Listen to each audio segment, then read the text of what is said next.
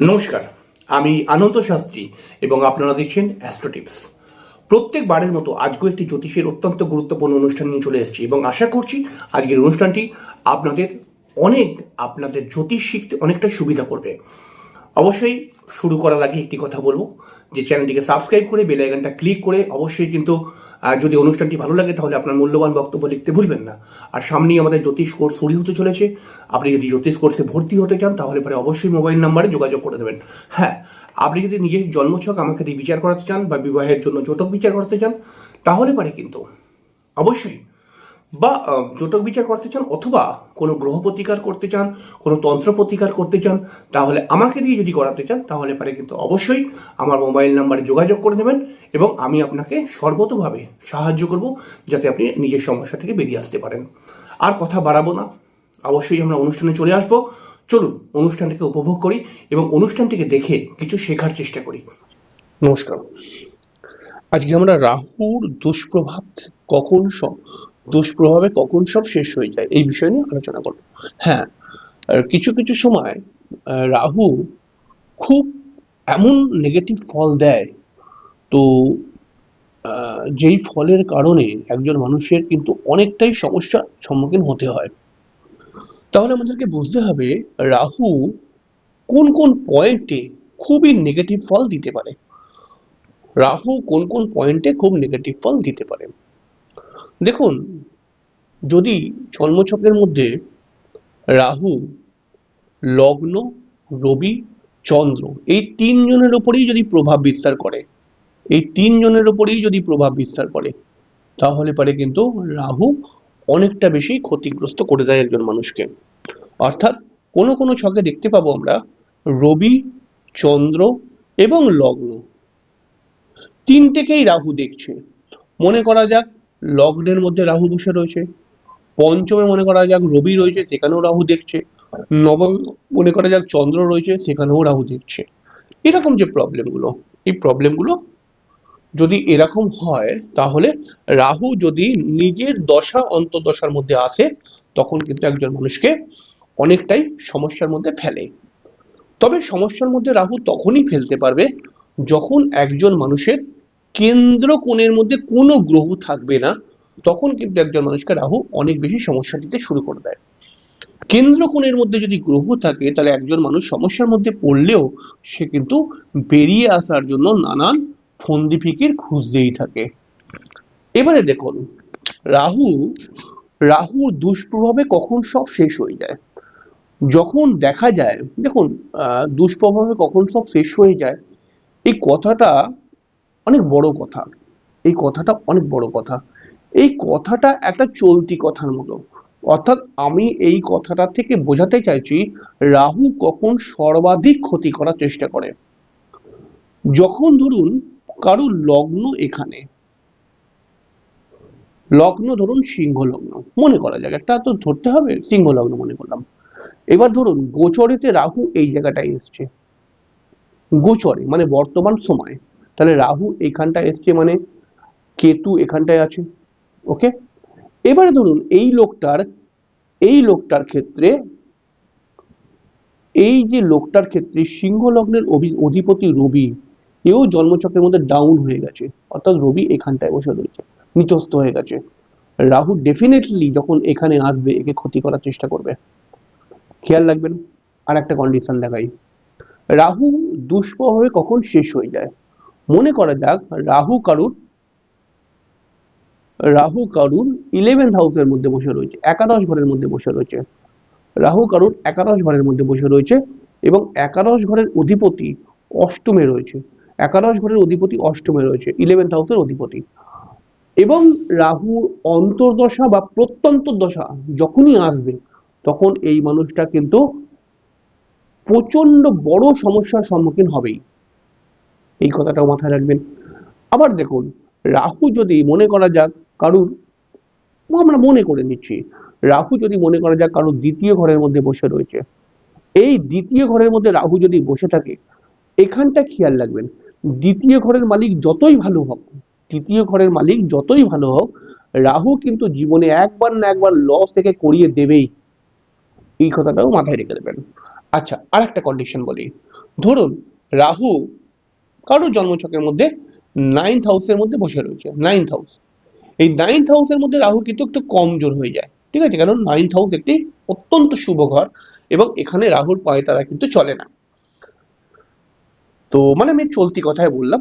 তো এবার দেখুন নবম ঘরের মধ্যে রাহু বসে রয়েছে, কিন্তু দেখা যাচ্ছে নবম ঘরের অধিপতি, নবম ঘরের অধিপতি সে কিন্তু দেখা যাচ্ছে যে জন্মচক্রের মধ্যে নিচস্থ হয়ে রয়েছে, বা নবম ঘরের অধিপতি শনির ঘরে বসে রয়েছে, নবম ঘরের অধিপতি শনির ঘরে বসে রয়েছে। তাহলেও কিন্তু রাহু নিজের অন্তর্দশা বা প্রত্যন্ত দশাতে এই মানুষটিকে ক্ষতি করে দেওয়ার চেষ্টা করে। রাহুর দুষ্প্রভাব বিভিন্নভাবে হতে পারে। আমরা অনেক সময় পড়েছি রাহু এই ঘরটায় ভালো, এই ঘরটার মধ্যে খারাপ, এরকম কোনো কন্ডিশন কিন্তু আসলে নেই। রাহু যেই ঘরটায় ভালো সেই ঘরে ভালোভাবে থেকেও রাহু সমস্যার মধ্যে ফেলতে পারে, আর রাহু যেই ঘরে খারাপ সেই ঘরটার মধ্যে থেকেও কিন্তু সমস্যায় ফেলতে পারে। শুধুমাত্র রাহুকে নিজের এক্সপিরিয়েন্স অভিজ্ঞতা দিয়ে বুঝতে হবে। রাহুকে বোঝার জন্য জ্যোতিষে যে সমস্ত বই রয়েছে বা লেখা রয়েছে বিভিন্ন রাহুর কারকতা, এটা রাহুর সম্পর্কে আপনাকে ধারণা দেবে, কিন্তু অভিজ্ঞতাই কিন্তু বলবে যে রাহু কত বড় ক্ষতি করে দিতে পারে। এবার রাহুর ক্ষতি, রাহুর দুষ্প্রভাবে রাহুর ক্ষতিতে একজন মানুষ নিঃস্ব হয়ে যেতে পারে, নিঃস্ব হয়ে যেতে পারে। অনেক মানুষ বলে দাদা একটা সময় আমার একটা বড় ফ্যাক্টরি ছিল, একটা সময় আমার কাছে 50টা লেবার ছিল, একটা সময় আমার কাছে 20টা লেবার খাটতো, একটা সময় আমার কাছে মানে বিশাল নাম ডাক ছিল আর কি আমার, ঠিক আছে? আজকে আমি একদম ভিখারি, বিশ্বাস করুন। 2000 টাকা আমাকে মানে ফিস দিতেও খুব কষ্ট হচ্ছে। এই সমস্ত লোকদের পিছনে রাহু পড়ে গেছে। একজন বাবা বলে আমার ছেলেটা অত্যন্ত ব্রিলিয়েন্ট, আমার ছেলেটা অত্যন্ত ভালো পড়াশোনা, আমার ছেলেটাকে যখন আমি দেখেছি মানে পঞ্চম শ্রেণী থেকে দশম শ্রেণী অবধি যখন পাস করছে মানে এগোচ্ছে, তখন প্রত্যেক ক্লাসেই ও ফার্স্ট হতো, সেকেন্ড হতো, থার্ড কোনোদিনও আমি দেখিনি। কিন্তু আজকেও 12 ক্লাসে ভর্তি হয়ে কোনো ওর ক্ষেত্রে পড়াশোনায় ও যে পাস করবে কিনা এটা নিয়ে আমার কনফিউশন ক্রিয়েট হয়ে গেছে। এটা কি করে হলো? এই সমস্ত জিনিস করে দেবে রাহু। অর্থাৎ রাহু কোনো না কোনোভাবে কানেক্ট হয়েই আছে, রাহু অথবা কেতু, ঠিক আছে? কোনো না কোনোভাবে কানেক্ট হয়ে গেছে। তো হয়েছেই হয়েছে। আর এই রাহু কেতু আপনার চিন্তা ভাবনার বাইরে গিয়ে ফল দিতে শুরু করে, তাই না? রাহু কেতু আপনার চিন্তা ভাবনার বাইরে গিয়ে ফল দেয়। আপনি জানেন না যে এই রাহু কেতু কিভাবে মানুষকে নষ্ট করতে পারে, মানুষের কোয়ালিটি নষ্ট করতে পারে, মানুষকে বিপদ আপদ অ্যাক্সিডেন্ট করাতে পারে, মানুষকে অসৎ সঙ্গে মিশিয়ে একদম গন্ডগোলের মধ্যে নেশারি বানিয়ে দিতে পারে। রাহু কেতু কিন্তু দুর্ঘটনার কবলেও ফেলে দিতে পারে। এই গুণগুলো কিন্তু রাহু কেতুর মধ্যে রয়েছে। এবারে রাহুর দুষ্প্রভাব সবসময় খেয়াল রাখতে হবে, লগ্ন বা লগ্নপতির ওপরে যদি রাহুর একটুও প্রভাব থাকে তাহলে রাহু কিন্তু জীবনের কোনো না কোনো অংশে গিয়ে সেই মানুষটিকে সমস্যায় ফেলবেই ফেলবে, কিছু না কিছু ভাবে সমস্যায় ফেলবে। এবারে যদি দেখা যায় বৃহস্পতি জন্মছকের মধ্যে ভালো রয়েছে, তখন রাহু সমস্যায় ফেলে এক চান্সে নয়, একটুখানি ঘুরিয়ে পেঁচিয়ে সমস্যায় ফেলে। আর বৃহস্পতি যদি কমজোর থাকে জন্মছকের মধ্যে আপনাকে ডাইরেক্ট ফেলে দেবে রাহু সমস্যার মধ্যে, কোনো কোনো ছাড়ছুড় নেই, এরকম ব্যাপারটা দেখতে পাওয়া গেছে। বৃহস্পতি যদি ভালো হয় তাহলে কেমন করে আপনাকে সমস্যায় ফেলবে? দেখুন বৃহস্পতি ভালো হলে রাহু যে সমস্যায় ফেলতে পারবে না তা কিন্তু নয়, কিন্তু রাহুর দুষ্প্রভাব একটু অন্য রকমের হয়ে যায়, ঠিক আছে? কেমন হয়? যদি আপনার জন্মছকে বৃহস্পতি ভালো থাকে তাহলে কি করবে রাহু? আপনাকে প্রেম করিয়ে দেবে। প্রেম করার আগে আপনার মনে হবে এই মেয়েটা বা এই ছেলেটা এত ভালো মেয়ে আমি বা এত ভালো ছেলে আমি কোথাও পাবো না, সত্যি আমাকে কত বোঝে। আমি যখন খেতে বসি তার আগে আমাকে ফোন করে যে তুমি কি খেতে বসেছো, তাহলে এবার আমি খাবো। এত ভালোবাসা। কিন্তু বিয়ের পর 6 মাস কাটেনি, বলছে বাড়ি যাও, তোমার মুখ আমি দেখতে চাই না। এই হচ্ছে রাহু। এই রকম ভাবেই রাহু ফল দেয়, ঠিক আছে? অর্থাৎ আপনার চিন্তার বাইরে নিয়ে চলে যাবে। বহু মেয়ে বা বহু ছেলে আমাদের চেম্বারে এসে বলে যে দাদা বিশ্বাস করুন আমি যাকে ভালোবাসি সে এত ভালো, মানে সারাদিন আমার খবর নেয়, সে এত ভালো, মানে আমি যে পড়াশোনা করছি আমার পড়াশোনার সমস্ত খরচা চালায়, সে এত ভালো যে আমি খেয়েছি কি খাইনি আগে ফোন করে জানবে, তারপরে সে খেতে বসে। সেই ছেলেটা এত ভালো যে যে কোনো স্পেশাল ডেটে আমাকে গোলাপ ফুল দেবেই দেবে। মানে ভালোবাসার মানে একদম মানে কি বলবো মানে মানে মানে মানে ভালোবাসার মানে একদম মানে আর কিছু বলা যাবে না, মানে এত ভালোবাসা। ঠিক আছে, মানে আমি এগুলো বসে বসে হাসি, আর কি করব। ঠিক আছে, এইবার এই ভালোবাসার মধ্যে মনে করা যাক রাহু কানেক্ট হয়ে আছে। হ্যাঁ, রাহু এইগুলোই দেবে, এইগুলোই দেবে। অর্থাৎ যেগুলো কেউ করে না সেগুলোই এই মানুষটা করবে। আর এই মানুষটা কি মনে করবে, এরকম ছেলে তো আমি বা এরকম মেয়ে তো আমি কোনোদিন পাবো না কোথাও। এত ভালোবাসা, এত ভালোবাসা, মানে চিন্তার বাইরে। এই মেয়ে বা এই ছেলেই হচ্ছে আমার জন্য সঠিক পার্টনার, এই আমাকে সঠিকভাবে চালাতে পারবে। ঠিক আছে, বিয়ে করলো এরা দুজন। বিয়ে করার পর 6 মাসও যায়নি, বলছে আমরা ডিভোর্স নেব, আমরা একসঙ্গে থাকতে পারবো না, আমাদের দুজনের মানসিক মিলের মানে মানসিক বন্ডিং যেটা, সেটা অনেক দুর্বল, আমরা একে অপরের মুখও দেখতে চাই না, আমরা কি করে ডিভোর্স নেবো স্যার, এটা আমাকে একটুখানি বলে দিন। এই পজিশনে রাহু নিয়ে যেতে পারে। তাহলে জন্মছকের মধ্যে রাহু বিভিন্ন কানেকশনেতে দুর্বল হতে পারে বা দুষ্প্রভাব ক্রিয়েট হতে পারে, এবং সেই দুষ্প্রভাব, রাহুর দুষ্প্রভাবে এত সুন্দর গল্প থাকে, যেই গল্প প্রথমে কেউ বিশ্বাস করে না, কিন্তু পরবর্তী সময়ে গিয়ে সেই গল্প শেষ হয়ে যায়। ঠিক আছে, তো সেই মানুষটা বলে আমি নিঃস্ব হয়ে গেছি।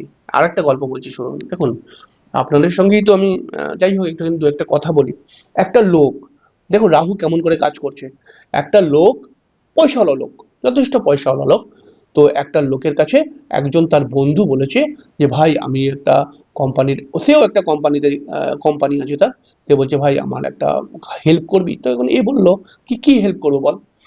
তো বললো ভাই আমাকে 10 লাখ টাকা ধার দিবি, আমি তোকে সামনের মাসেই দিয়ে দেবো, আমার একটা টেন্ডার আটকে গেছে, আমাকে 10 লাখ টাকা যদি দিস তাহলে পরে আমি 2 কোটির টেন্ডারটা পেয়ে যাব, তোকে আমি সামনের মাসেই দিয়ে দেবো। তখন এই লোকটা বললো কি যে হ্যাঁ, এ তো আমার বন্ধুও হয় এবং এর যথেষ্ট সম্মানীয় ব্যক্তি এবং পয়সা কড়িও এর কম নয়। ঠিক আছে, 10 লাখ টাকা দিলাম। তো ঠিক আছে, কর কাজটা কর। এ 10 লাখ টাকা দিয়ে দিল নিজের সেভিংস থেকে। এর কাছে হয়তো 15 লাখ টাকা রয়েছিল, সেখান থেকে 10 লাখ দিয়ে দিল। একে এই লোকটা বললো কি বলতো, একে বললো ভাই তুই আমাকে 10 লাখ টাকা দে, আমি তোকে সামনের মাসে 12 লাখ টাকা, 11 লাখ টাকা দেবো। ঠিক আছে, তুই 1 লাখ টাকা বেশি দেবো তোকে। এই লোকটা লোভেতে এই লোকটাকে দিয়ে দিল। এই লোকটার 1 মাস পর থেকে একে বলছে কি আমি তো ভাই তোকে চিনি না, আমি তোর থেকে কখন নিয়েছি টাকা, আমি তোর থেকে টাকা নিই, আমি এখন টাকা দিতে পারবো না, টাকা নিও নি তোর থেকে এত, আমি 3 লাখ টাকা নিয়েছিলাম তোর থেকে, নিয়েছিল 10 লাখ, দেবে বলেছিল 11 লাখ, কিন্তু এখন বলছে আমি 3 লাখ নিয়েছিলাম। এবার দুজনের মধ্যে হয়তো কোনো রকে বসে কথা হচ্ছিল, তখন কেউ ছিল না, এখন কারোর কাছেও প্রমাণ করতে পারছে না যে আমার কাছে কত টাকা নিয়েছে। এই রকম ঘটনার শিকার বানিয়ে দেয় রাহু। তাই আপনি যদি রাহুকে কন্ট্রোলে না আনতে পারেন, তাহলে আপনি মাথায় রাখবেন রাহু যদি কোনো সিচুয়েশনে, খারাপ সিচুয়েশনে থাকে, এ আপনাকে জীবনের কোনো অংশে গিয়ে বরবাদ তো করবেই। কেউ রুখতে পারবে না, বরবাদই কোনো না কোনো দিক থেকে আসতে পারে। সেটা বিবাহিত দিক থেকে, সেটা প্রেমজ দিক থেকে, সেটা এডুকেশনের দিক থেকে, আর সেটা মানে ওই অর্থকেন্দ্রিক দিক থেকে বরবাদ তো করবেই। তাহলে রাহুর দুষ্প্রভাবে কখন সব শেষ হয়ে যায়, এইরকম পজিশনে যখন রাহু থাকবে। তবে রাহুর প্রতিকার করলে কিন্তু রাহুকে কিছুটা কন্ট্রোল করে দেওয়া যায়, পুরোপুরি কন্ট্রোল রাহু কিন্তু হয় না, তো কিছুটা কন্ট্রোল করে দেওয়া যায়। একটা দুরন্ত ছেলে, বদমাশ দুরন্ত ছেলেকে আপনি কিভাবে কন্ট্রোল করে নেবেন। ঠিক আছে, মানে তাকে ঘর বন্ধ করে রেখে দিচ্ছেন, সে ঘরের জিনিসপত্রকে ভাঙছে, তাকে ছাদের মধ্যে তুলে দিচ্ছেন যে তোকে ছাদ থেকে আর নামাবো না, সে কি করছে ছাদের মধ্যে দু চার টবের মধ্যে গাছ ফাছ হয়ে আছে ওইগুলোকে ছিঁড়ে দিচ্ছে। ঠিক আছে, মানে এত দুরন্ত। তো আপনি কি করে তাকে কিছুক্ষণের জন্য কন্ট্রোল করে দিতে পারেন। ঠিক আছে, কিন্তু সেটাও অনেক হ্যাপা রয়েছে।